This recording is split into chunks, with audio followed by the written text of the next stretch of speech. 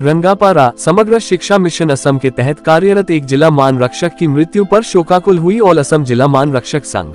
रंगापारा के रौनकपुर गांव के निवासी और जिला मान रक्षक माको खोशला का 21 मई को एक दुर्गम रोग से पीड़ित होने के कारण निधन हो गया। विश्वनाथ जिले के समग्र शिक्षा के विशेष प्रशिक्षण विभाग में जिला मान रक्षक के रूप में कार्यरत माको खोशला की मृत्यु पर सभी ने शोक व्यक्त किया है। उनके आवास पर ऑल असम जिला मान रक्षक संघ के कर्मचारियों ने उपस्थित होकर सबसे पहले खोशला की प्रतिमा पर पुष्पांजलि अर्पित कर श्रद्धांजलि दी। इसके बाद असम जिला मान रक्षक संघ ने माको खोशला की पत्नी के हाथ में एक शोक प्रस्ताव पत्र प्रदान कर शिक्षा के क्षेत्र में उनके अग्रणी भूमिका की सराहना की। जिला मान रक्षक ने दुर्भाग्यपूर्ण परिवार को एकमुश्त आर्थिक सहायता प्रदान की। उनकी मृत्यु के बाद दीन परिवार एक प्रकार से हताश हो गया है। आर्थिक तंगी के कारण खोशला की 2 बेटियां उच्च शिक्षा से वंचित हो गई हैं। CRCC जैसी महत्वपूर्ण जिम्मेदारियों का निर्वहन, मुफ्त पाठ्य पुस्तक वितरण, गुणोत्सव, खंड स्तर के विभिन्न कार्यक्रमों के क्रियान्वयन में जिला मान रक्षक ने निष्ठा के साथ अपनी जिम्मेदारियों का पालन किया है।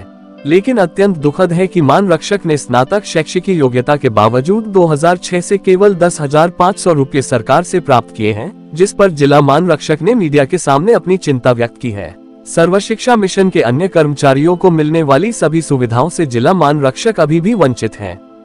माको खोशला के आवास से राज्य के मुख्यमंत्री डॉक्टर हेमंत बिश्व शर्मा को जिला मान रक्षक की लंबित समस्याओं के समाधान के लिए अनुरोध किया गया है।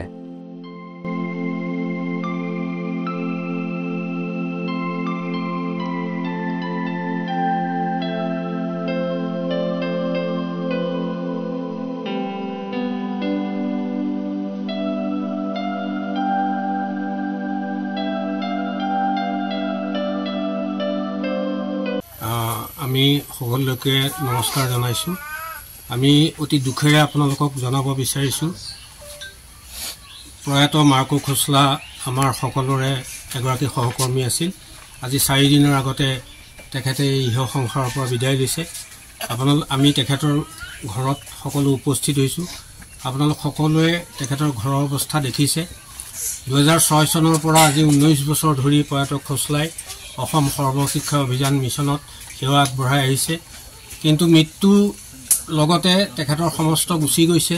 কাৰণ আমি সৰ্বশিক্ষা অভিযান মিছনত যিসকল জিলা মান ৰক্ষকে কাম কৰোঁ, আমাৰ ভৱিষ্যত সম্পৰ্কীয় আমাৰ কোনো নীতি নিৰ্ধাৰণ এতিয়ালৈকে আমাৰ সৰ্বশিক্ষা অভিযান মিছনে কৰা নাই।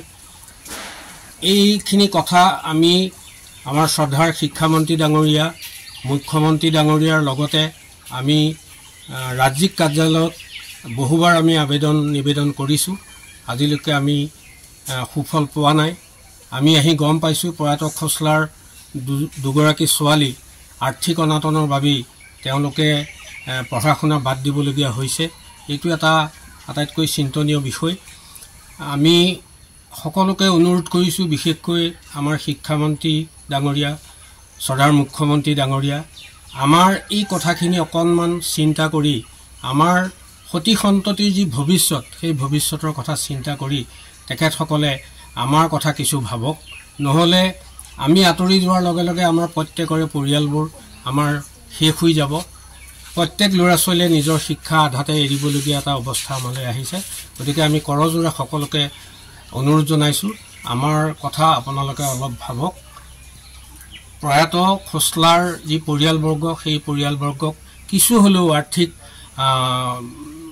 সহায় কৰি পেলাই সেই পৰিয়ালটো যাতে নাইকিয়া হৈ যাব নালাগে, তাৰ এটা ব্যৱস্থা কৰিবৰ বাবে আমি সকলোকে পুনৰবাৰ 6 চনৰ পৰা ইয়াত নিয়োগ হৈ আছোঁ।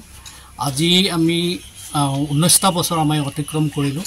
আমি বাৰম্বাৰ তেওঁলোকক আমি যোৱা 2013 চনতে আমি শিক্ষামন্ত্ৰী তেতিয়া আছিল হিমন্ত বিশ্ব শৰ্মা, বৰ্তমান তেওঁ মুখ্যমন্ত্ৰী, তেখেতক আমি মেমৰেণ্ডাম দিছিলোঁ। তেওঁ মেমৰেণ্ডামতে MDলৈ লিখি পঠিয়াইছিলে যে এই বিষয়টোৰ ওপৰত, মেটাৰটোৰ ওপৰত তেওঁলোকে বিবেচনা কৰি তেওঁক এটা ৰিপৰ্ট দিব লাগে। 2015 চনতো এখন কমিটি হৈছিলে। কমিটিখনত সোনকালে তেওঁলোকক ৰিপৰ্ট দাখিল কৰিব দিছিলে, কিন্তু সেই ৰিপৰ্টৰ নকৰি মিটিংখন তেওঁলোকে কাৰ্যকৰী নকৰিলে। পুনৰ 2019 আকৌ সেই একেখন কমিটি লৈ পেলাই উপসমিতি গঠন কৰি তেওঁলোকে এই বিষয়টোৰ ওপৰত যিসকল তাৰমানে SRFত অন্তৰ্ভুক্ত হৈ থকা নাই তেওঁলোকৰ বিষয়টো সমস্যাসমূহ দাঙি ধৰিবৰ কাৰণে বা তাৰ বিষয় সমস্যাসমূহ সমাধান কল্পে তেওঁলোকে এটা প্ৰতিবেদন দিবলৈ গৈছিল কিন্তু তেতিয়াও সেই সময়তো সেই মিটিংখন অনুষ্ঠিত নহল কিন্তু ইয়াৰ কাৰণ কি আমি বুজি পোৱা নাই আমি আজি 12 চনৰ পিছৰ পৰা আমাৰ এটা টকাও আমাৰ বৃদ্ধি হোৱা নাই গতিকে আমি বাৰম্বাৰ কাৰ্যালয় আমাৰ শিক্ষামন্ত্ৰী মুখ্যমন্ত্ৰী বাৰম্বাৰ আমি তেওঁলোকক অনুনয় বিনয় কৰিছোঁ কিন্তু তেওঁলোকে এতিয়ালৈকে আমাৰ তাৰ প্ৰতি সঁহাৰি জনোৱা নাই তেতিয়াহ'লে আমি কিদৰে কৰ্মসংস্থাপনত আমি কেনেদৰে নিয়োগ হৈ আছোঁ তেওঁলোকে অন্ততঃ এই কথাষাৰ তেওঁলোকে জানিব লাগে গতিকে আমি পুনৰবাৰ আমি সকলোৰে হয় অনুৰোধ জনাইছোঁ যে আমাৰ এই বিষয়টো লৈ আপোনালোকে এবাৰ চিন্তা চৰ্চা কৰি আমাক যিটো SRFৰ আমি যিটো দাবী কৰিছোঁ আমাৰ যিটো 60 বছৰলৈকে আমাৰ যিটো চাকৰিৰ যি নিশ্চিতকৰণ আৰু বাকী যিটো আমাৰ মাননি বৃদ্ধিকৰণ সেই বিষয়টোৰ ওপৰত তেওঁলোকে গুৰুত্ব দিব লাগে আৰু এইখিনি গুৰুত্ব দি পেলাই আমাক এই সমস্যাসমূহৰ পৰা আমাক নিৰ্মূল কৰিব লাগে এইখিনি আমাৰ তেখেতসকলৰ কৰজৰ অনুৰোধ